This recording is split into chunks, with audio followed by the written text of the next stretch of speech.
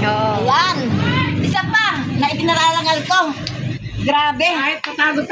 Hindi ko sukat akalain na yung isang katulad niya. Parang kamalis. Hindi ko sukat akalain na isang katulad niya, 10 ang katumbas sa Ever Family Friends Forever. Wow. Ang isang tao ang katumbas. Wow. Ganun siya. Ganun siya kailangan. Pasulpot.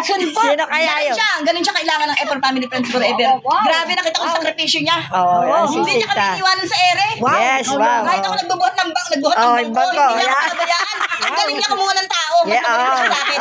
Kaya hindi siya pwedeng talikuran ng effort, hindi siya pwedeng Inuwa mo lang yung tao. Kailangan makasama siya bilang opisyalis. Ang pinagmamalaki ko, ang aking pro, walang iba. Sita Andres. Rosita Andres, ayan. Rosita. Magpangako at coaching. Ang nagtitinda ng budget at Kung ano man ang ano. Biko. Kung ano man maitulong Laksa more. ko, Speak louder. may bahagi ko sa inyo. More. Ay Yan. ibigay ko lang po. Pero hindi ko pinapangako.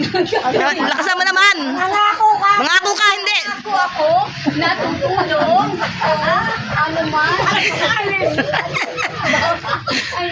Ang ano ko lang po ay magluto o ano man.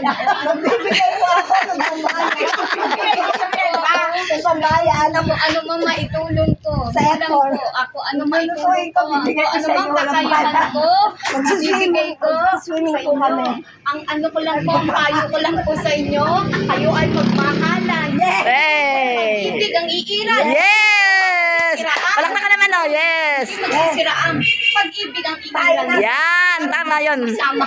Magiging, pang natagalan ka. Yes! Walang siraan. Yes! Magmahalan, walang iiran. Walang iwanan. Walang sukuan. Wala. Basta mga good character lang po. Thank you, Ate Rosita Andres. Ayan.